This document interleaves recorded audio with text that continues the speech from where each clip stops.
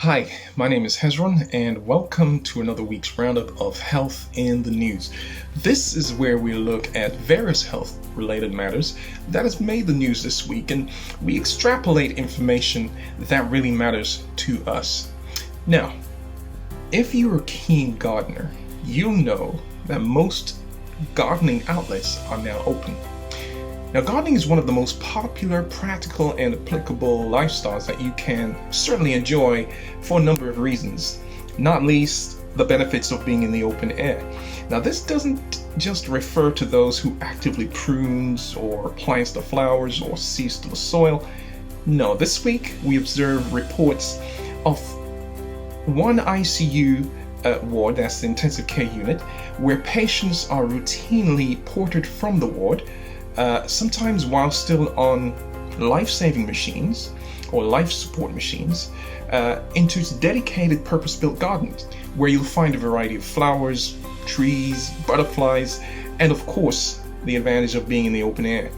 Now, one patient who had contracted COVID-19 and had suffered multiple organ failures as the virus ripped through his body was admitted to one of the hospitals in the country. Now, there are about 20 hospitals in the country that has a dedicated garden for patients, and staff at this hospital believed in the physiological, the psychological benefits of being in the fresh air and bringing patients into the fresh air. Indeed, in the garden as a depiction of nature. They would take patients, and this patient was one of those, outdoors from time to time during their stay in hospital. Now, this patient has made a miraculous recovery, and part of the recovery has been attributed to the garden. Now, there's evidence that gardens can have measurable physiological and psychological benefits. Studies have also shown that time spent outdoors can remarkably improve recovery. Now, research from the University of East Anglia found that spending time in or even having the advantage of living close to natural green spaces can significantly reduce the risk of developing certain diseases such as type 2 diabetes, I'll touch on that later on, heart disease, premature death, and can also improve sleep. Now, this reminds me of a creation health principle. Think about it. Let me bring your mind back to Genesis chapter 2, verses 7 and 8. In verse 7, we're told that God formed man. Okay?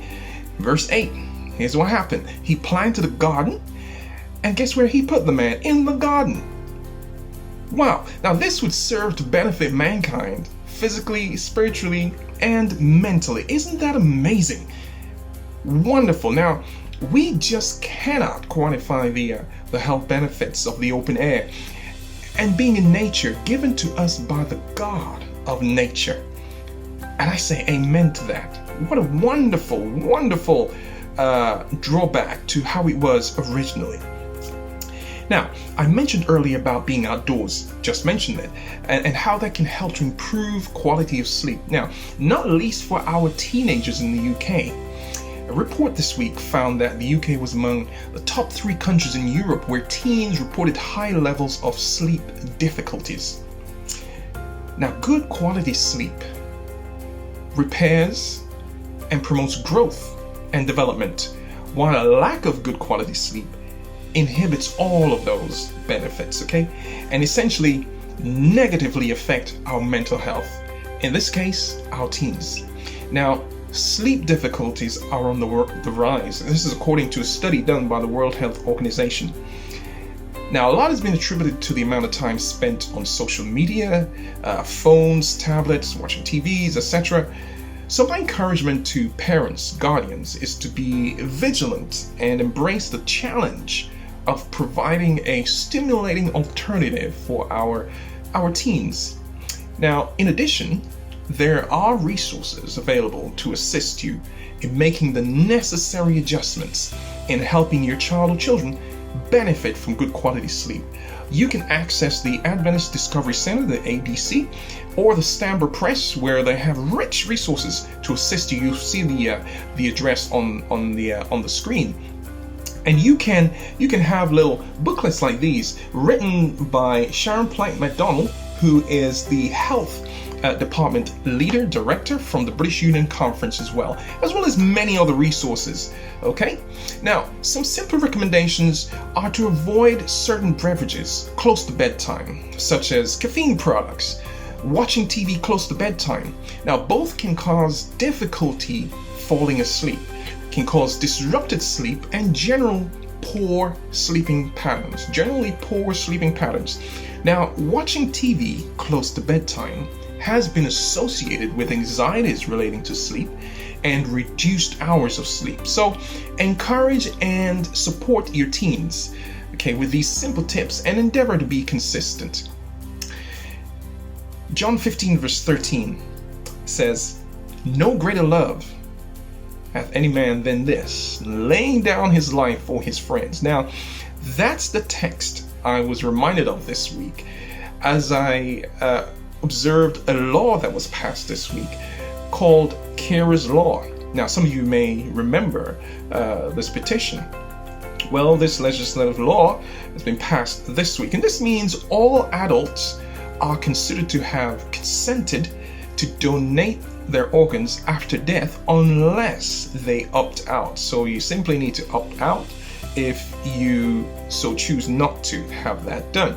But this law is in honor of a 10-year-old girl by the name of Kira Ball, who died in 2017. Now, her father, after her death, contributed and allowed her organs to be used on other folks, or be given to other folks. In fact, her organs saved 4 lives, including a 9-year-old boy. Now, this has come as great news for patients waiting for life-saving transplants, and none more so than kidney patients. The statistic is 8 out of 10 people on the waiting list for transplant require kidney transplant. 8 out of 10. Now, it is hoped that the law will lead to an additional 700 transplants per year. And along with that, we continue to pray fervently for God's favor on those patients on the waiting list. Now, we're littered with the current pandemic of COVID-19, but one disease that has become increasingly common and has done so over the years, but it's escalating at such a rate, and it's growing at an alarming speed, is diabetes, particularly type 2 diabetes. Now, this, generally speaking, is linked to poor diet and the nation's obesity crisis. Now, a number of validated statistics have shown that 1 in 5 patients taken to hospital with COVID-19 are diabetic. One study by the NHS and Imperial College London found that those with type 2 diabetes were twice as likely to die from coronavirus. Now, some general tips I have for you to reduce your risk of developing diabetes are these. Now, number 1, check your family history. Does it run in your family? This will give you a good starting point to see the level of risk that you're in, okay, of developing this disease. Number 2, manage your weight.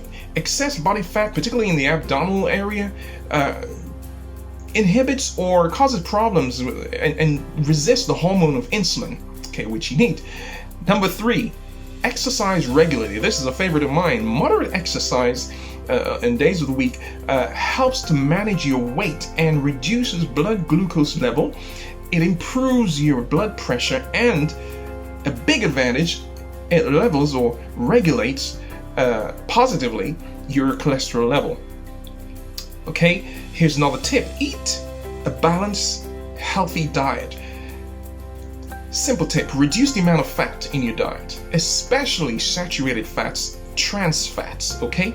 Eat more fruit, vegetables, and high fiber foods. And my final tip on the nutrition element of things, cut back on the salt. I always say to folks, taste your food before you shake your salt, okay? Now, these are general tips that you can begin to apply to your lifestyle to make it a healthier one. These are just some of the health-related matters that have reverberated in the news this week. I trust and hope that you take the opportunity to enjoy some of the good weather we've been having this week. And until next time, My name is Hezron. This has been Health in the News. Stay safe, be healthy, God bless.